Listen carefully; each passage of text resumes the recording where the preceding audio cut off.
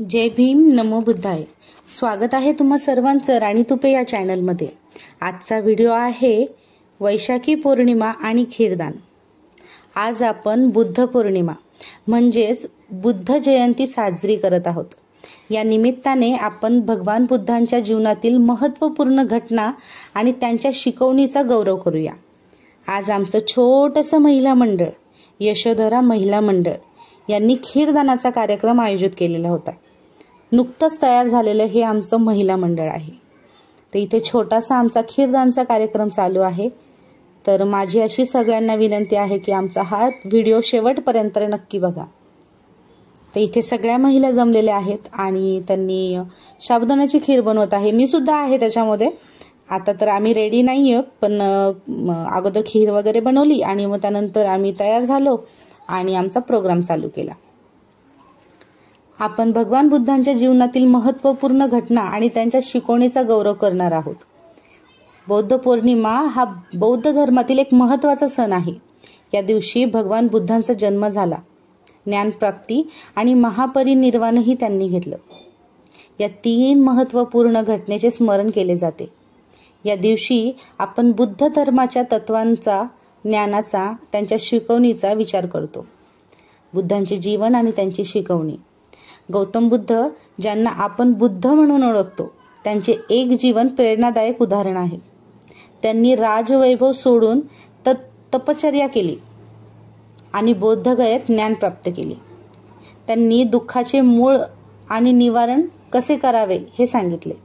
त्यांच्या शिकवणीमध्ये अहिंसा, दया, प्रेम आणि शांती या मूल्याचा समावेश होता.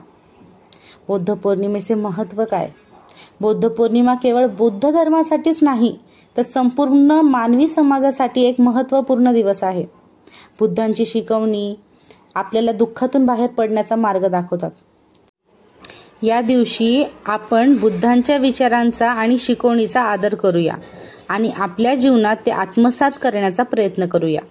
आजचा दिवस बुद्ध पौर्णिमा आपल्याला प्रेम, शांती आणि दया या मूल्याची आठवण करून देतो.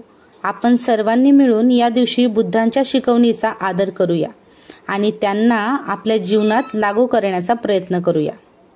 आजच्या दिवशी आपण भगवान बुद्धांच्या प्रती आपली श्रद्धा दर्शवूया. त्यांच्या शिकवणी आपल्याला दुःखातून बाहेर पाडण्यास आणि एक चांगलं जीवन जगण्यास मदत करतील. या बुद्ध पौर्णिमेच्या निमित्ताने आपण सर्वांनी मिळून प्रेम, शांती आणि दयाचे जीवन जगण्याचा संकल्प करूया. बुद्ध पौर्णिमेला खीरदान करण्याची प्रथा आहे, कारण भगवान बुद्ध यांनी बोधिवृक्षाखाली ज्ञान प्राप्त होण्यापूर्वी उपवास केला होता. उपवासानंतर त्यांना सुजाता नावाच्या एका स्त्रीने खीर दिली होती. या घटनेच्या समर्थनात बुद्ध पौर्णिमेला खीरदान करण्याची प्रथा सुरू झाली. बुद्ध पौर्णिमेचे महत्त्व. ही तिथी भगवान बुद्धांच्या जन्मदिवस, ज्ञानप्राप्ती आणि निर्वाण या 3 घटनांचा स्मरण दिवस आहे. खीरदानाची परंपरा. भगवान बुद्धांना खीर अर्पण करण्याचा अर्थ आहे त्यांना उपवासानंतर अन्न देऊन त्यांच्या उपवासाला आदर देणे आणि त्यांच्या ज्ञानप्राप्तीचा आनंद साजरा करणे. दान आणि करुणा. बुद्ध पौर्णिमेला खीरदान करणे हे करुणा आणि दयाळूपणा दर्शवते, जे बुद्धांच्या शिकवणीचे प्रतीक आहे. सामाजिक महत्त्व. बुद्ध पौर्णिमेला खीरदान करून गरीब आणि गरजू लोकांना मदत करणे हे सामाजिक न्यायाचे प्रतीक आहे. तेव्हापासून या दिवसाला बुद्ध पौर्णिमा म्हणतात. बुद्ध पौर्णिमेला भगवान बुद्धांनी खीर खाऊन उपवास सोडला, म्हणून या दिवशी खीर बनवून बुद्धांना प्रसाद म्हणून अर्पण केली जाते.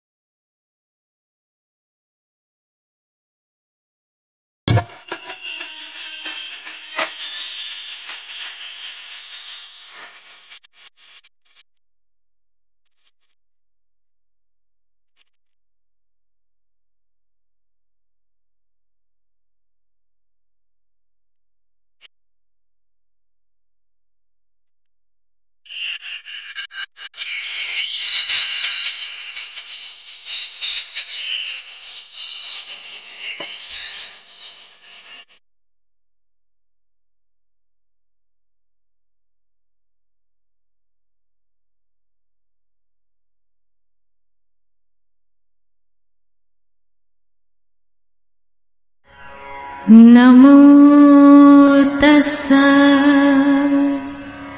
भगवतो अरहतो सम्मा सम्बुद्धस्स। नमो तस्स भगवतो अरहतो सम्मा सम्बुद्धस्स। नमो तस्स भगवतो अरहतो सम्मा सम्बुद्धस्स। बुद्धं शरणं गच्छामि, धम्मं शरणं गच्छामि, संघं शरणं गच्छामि, द्वितीयंपि बुद्धं शरणं गच्छामि, द्वितीयंपि धम्मं शरणं गच्छामि, द्वितीयंपि संघं शरणं गच्छामि, तृतीयंपि बुद्धं शरणं गच्छामि, तृतीयंपि धम्मं शरणं गच्छामि, तृतीयंपि संघं शरणं गच्छामि। पाणातिपाता वीरमणि सिक्खापदं समाधियामि, अदिन्नदाना वीरमणि सिक्खापदं समाधियामि। कामेषु मिच्छाचारा वीरमणि सिक्खापदं समाधियामि।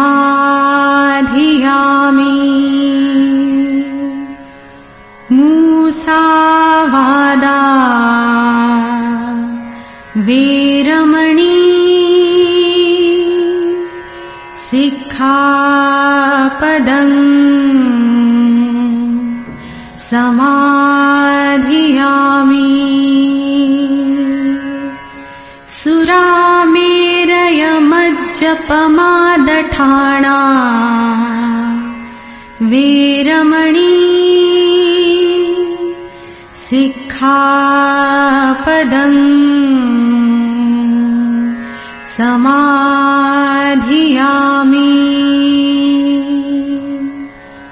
सब्बपापस्सकरणं कुशलस्य उपसम्पदा सचित्तपर्योदपणम्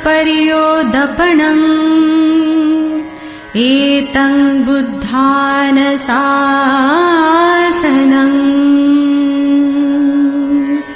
साधु साधु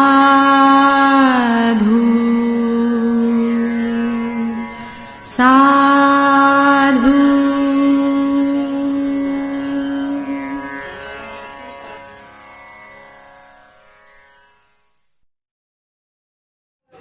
आता इथे वंदना झाली, त्यानंतर आम्ही खीर दान केली आणि इथे सगळेजण ना आपलं मनोगत व्यक्त करत होते. तर त्यावेळेस मी सुद्धा माझं मनोगत व्यक्त केलं. आता इथे जे मी काही बोलले आहे तिथे खूप आवाज होता, क्राऊड जास्त होता, त्यामुळे तुम्हाला ऐकायला नाही येणार. पण मी जे काही बोलले ते मी इथं व्हॉइस ओव्हरमध्ये आता बोलून दाखवते. जय भीम, नमो बुद्धाय. आज बुद्ध पौर्णिमेचा हा पवित्र दिवस आणि मला इथे उभं राहून तुम्हा सगळ्यांसमोर काही शब्द बोलायची संधी मिळाली ही माझ्यासाठी खूप अभिमानाची गोष्ट आहे. आजचा दिवस खूप खास आहे कारण याच दिवशी भगवान गौतम बुद्धांचा जन्म झाला, त्यांना ज्ञानप्राप्ती झाली आणि त्यांनी महापरिनिर्वाणही घेतलं. म्हणूनच हा दिवस फक्त सण नाही तर स्वतःकडे पाहण्याचा, आपलं मन शांत करण्याचा आणि नवीन सुरुवात करण्याचा दिवस आहे. आज हजारो वर्ष झाली पण त्यांचे विचार अजूनही ताजे वाटतात. का? कारण माणसाचं दुःख, प्रश्न, संघर्ष हे आजही बदललेले नाहीत. गौतम बुद्धांनी हजारो वर्षापूर्वी एकच गोष्ट सांगितली, दुःख आहे पण त्यावर मार्गही आहे. आज आपणही रोज वेगवेगळ्या दुःखांमध्ये अडकतो, कधी नात्यांमध्ये, कधी पैशांमध्ये, कधी कामाच्या टेन्शनमध्ये. पण आपण थांबत नाही, आपण शोधत राहतो, ते म्हणजे उत्तर. या शोधात गौतम बुद्ध आपल्याला एक गोष्ट शिकवतात, स्वतःवर विश्वास ठेवा, दुसऱ्यांच्या शब्दावर नाही किंवा अंधश्रद्धावर नाही तर स्वतःच्या अनुभवावर विश्वास ठेवा. आज आपण शिक्षण घेतो, मोबाईल वापरतो, जगभराशी जोडलेलो आहोत, पण आपल्यातली शांतता हरवली आहे. गौतम बुद्धांनी आपल्याला हेच शिकवलं की खरं समाधान, खरं सुख आपल्या आतच आहे, ते बाहेर नाही. त्यांचा विचार असा होता की कुणी सांगितलं म्हणून खरं मानू नका, स्वतः अनुभवा, विचार करा आणि मग ते स्वीकारा. या ठिकाणी मला खास असा उल्लेख करावा असं वाटतोय, इथे नुकतंच यशोधरा महिला मंडळ तयार झालं आहे आणि त्यांचं काम खरंच खूप उत्साहात सुरू आहे. यशोधरा म्हणजे बुद्धांच्या पत्नीचं नाव आणि तसंच हे महिला मंडळही शांततेचं, समतेचं आणि संघर्षातही संयमाचा आदर्श घेऊन पुढे चालले. यासाठी माझ्याकडून त्यांचं विशेष अभिनंदन आणि ह्या मंडळाला माझ्या मनापासून शुभेच्छा आहे की त्यांनी असंच सातत्याने, जबाबदारीने आणि प्रेमाने काम करत राहू. चला तर मग आज या बौद्ध पौर्णिमेला आपण ठरवूया की आपण एकमेकांना समजून घेऊ, रागाऐवजी करुणा निवडू आणि कुणालाही कमी न लेखता सगळ्यांना समान नजरेने पाहू. कारण याच मार्गाने आपण खऱ्या अर्थाने गौतम बुद्धांच्या विचारांना जगू शकतो. धन्यवाद. जय भीम, नमो बुद्धाय.